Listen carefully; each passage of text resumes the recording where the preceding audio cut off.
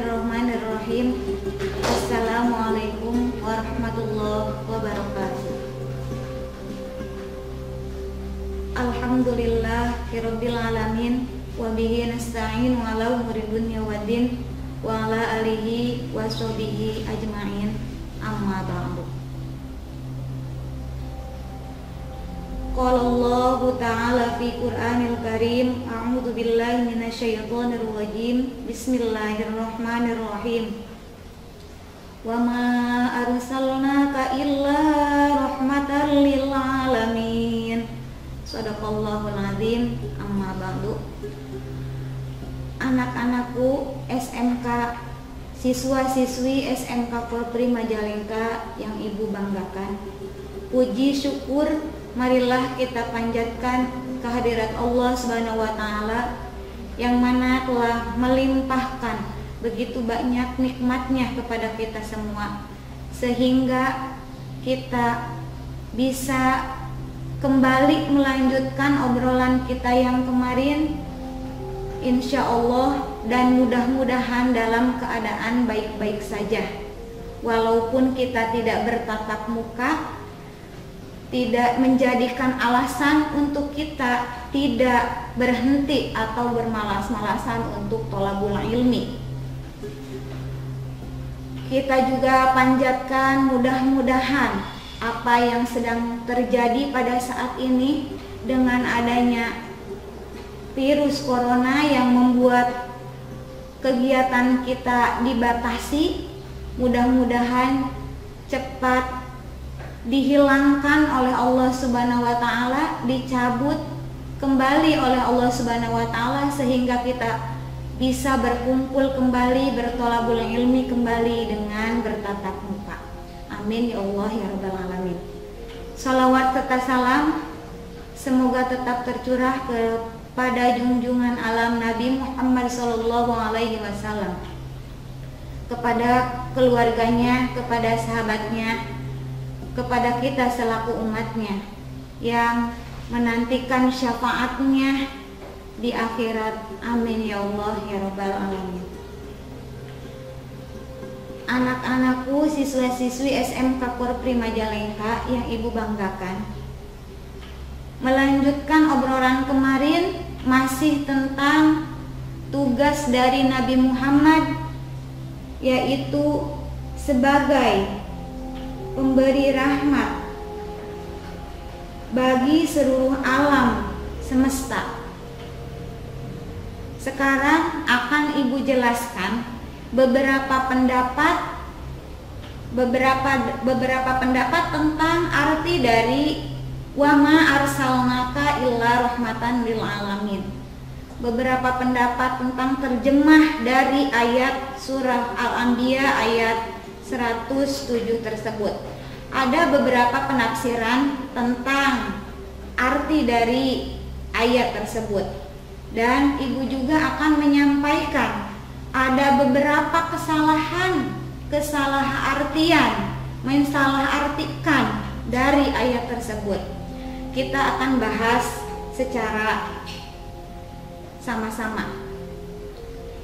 Anak-anakku, siswa-siswi SMK Polri Majalengka yang ibu banggakan, benar bahwa agama Islam adalah agama yang rahmatan lil alamin.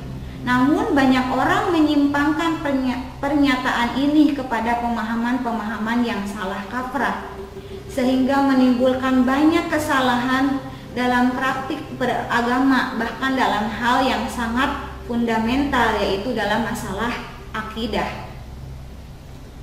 Pernyataan bahwa Islam adalah agamanya yang rahmatan lil alamin sebenarnya adalah kesimpulan dari firman Allah yang artinya, kami tidak mengutus engkau wahai Muhammad melainkan sebagai rahmat bagi seluruh manusia. Nabi Muhammad SAW diutus untuk membawa ajaran Islam. Maka Islam adalah rahmatan lil alamin. Islam adalah rahmat bagi seluruh manusia. Secara bahasa, ar-rahmatu wa ta'atufu riqo, artinya rahmat, artinya kelembutan yang berpadu dengan rasa iba. Atau dengan kata lain, rahmat dapat diartikan dengan kasih sayang. Jadi diutusnya Nabi Muhammad SAW adalah bentuk kasih sayang Allah terhadap seluruh manusia. Ada beberapa pendapat, beberapa tafsir yang menafsirkan ayat tersebut. Yang pertama, menurut Ibnu Qayyim Al-Jauziyah dalam tafsir Ibnu Qayyim, pendapat yang lebih benar dalam menafsirkan ayat ini adalah bahwa rahmat di sini bersifat umum. Dalam masalah ini terdapat dua penafsiran. Pertama, alam semesta secara umum mendapat manfaat dengan diutusnya Nabi Muhammad SAW. Jadi yang diberi manfaat oleh Allah itu bukan hanya manusia saja menurut pendapat ini. Seluruh alam semesta mendapatkan manfaat dengan diutusnya Nabi Muhammad. Orang yang mengikuti beliau dapat meraih kemuliaan di dunia dan di akhirat. Sebaliknya, yang tidak mengikuti jejak atau ajaran-ajaran Nabi Muhammad hanya mendapatkan nikmatnya di manfaat atau nikmatnya di dunia saja.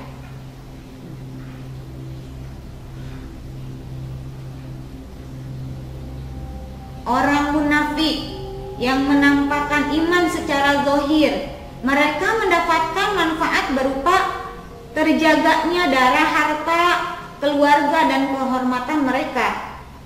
Mereka pun diperlakukan sebagaimana kaum muslim yang lain dalam hukum waris dan hukum yang lainnya.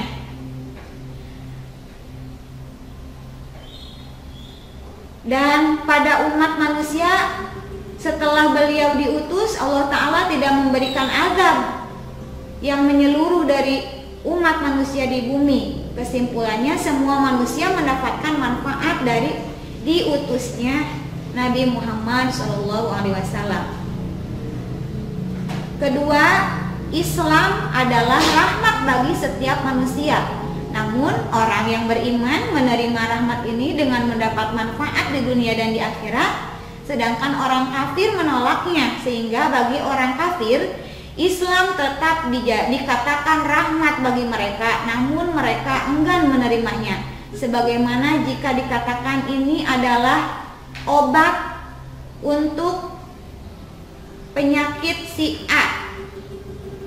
A tidak meminumnya, obat tersebut tetap dikatakan obat.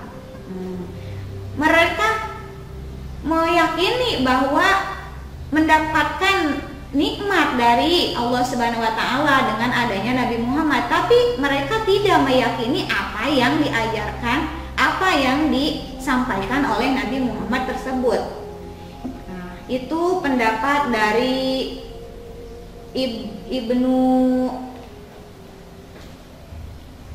Ibnu Qayyim.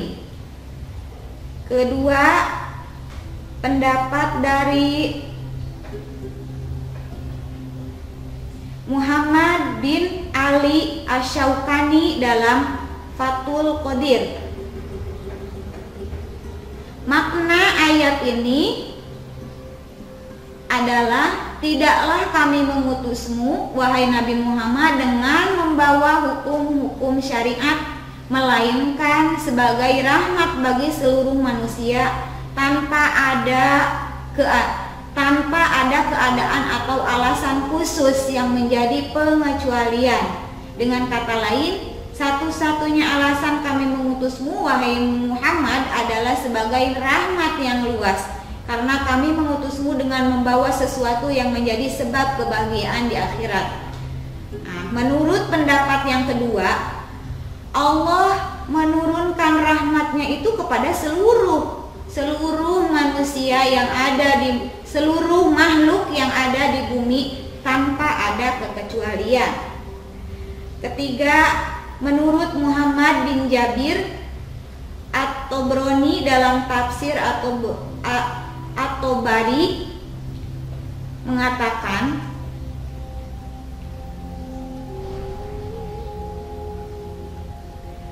para ahli tafsir berbeda pendapat tentang makna ini, tentang apakah seluruh manusia dimaksud dalam ayat ini adalah seluruh manusia baik mukmin atau kafir, ataukah hanya manusia mukmin saja.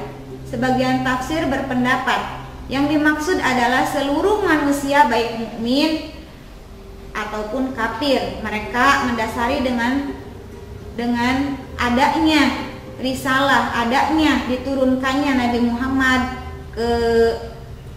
ke dunia untuk dijadikannya sebagai rahmat bagi seluruh alam semesta. Itu pendapat yang ketiga. Pendapat yang keempat,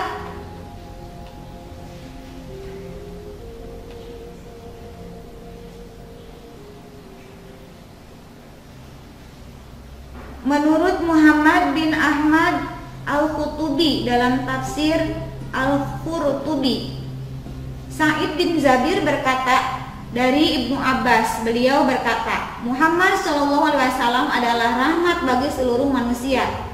Bagi yang menerima iman dan membenarkan ajaran beliau akan mendapatkan kebahagiaan.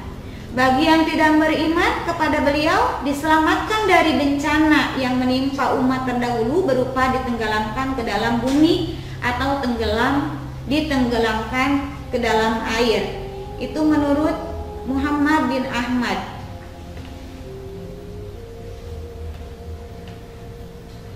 Dari pendapat-pendapat tersebut, ada yang berpendapat, disimpulkan bahwa ada yang berpendapat rahmat yang diberikan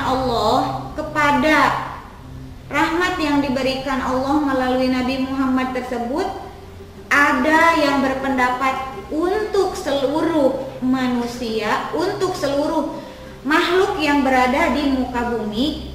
Ada juga yang berpendapat hanya saja untuk manusia yang beriman. Nah, itu kesimpulan dari beberapa pendapat yang tadi Ibu sampaikan. Anak-anakku, siswa-siswi SMK Polri Majalengka yang Ibu banggakan, permasalahan yang muncul ketika orang-orang menafsirkan ayat tersebut secara serampangan, hanya bermodal pemahaman bahasa dan logika yang dangkal, atau berusaha memaknakan ayat agar sesuai dengan keinginannya, banyak menimbulkan pemahaman-pemahaman yang disalahartikan. Yang pertama,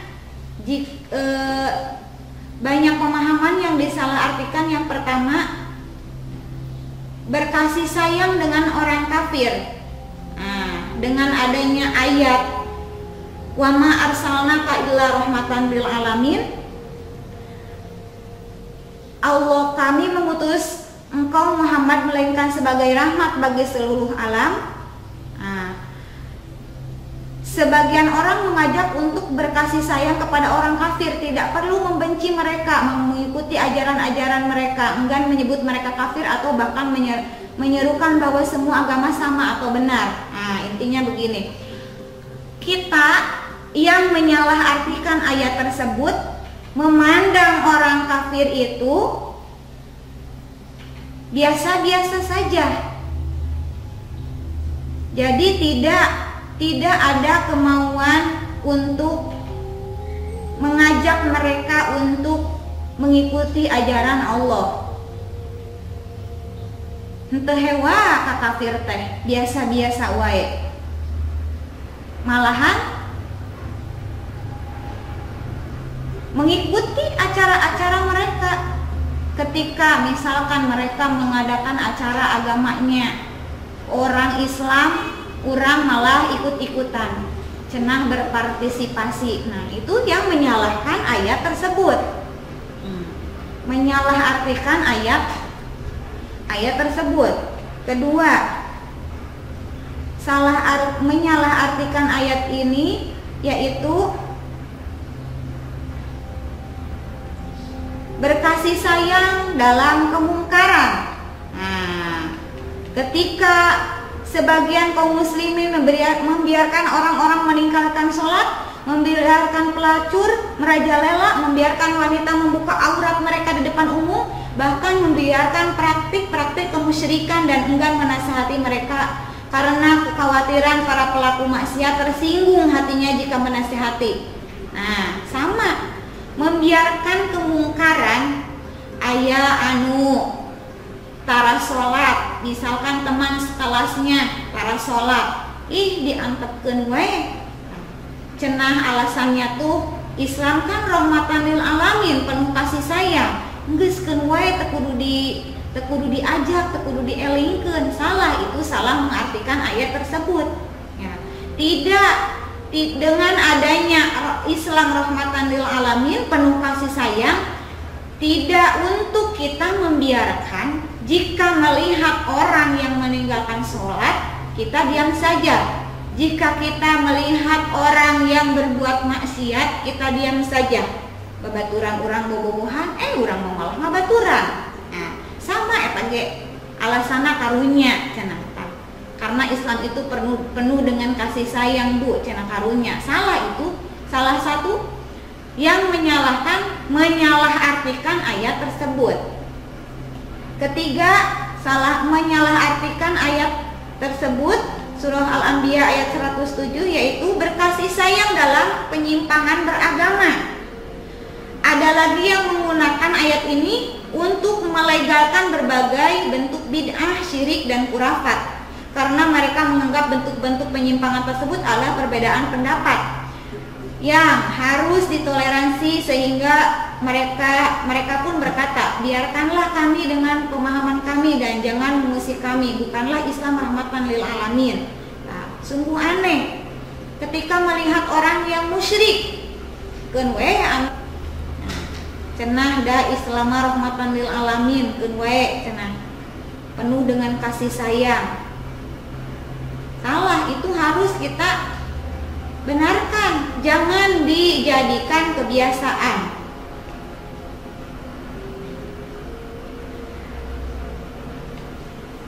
Selanjutnya,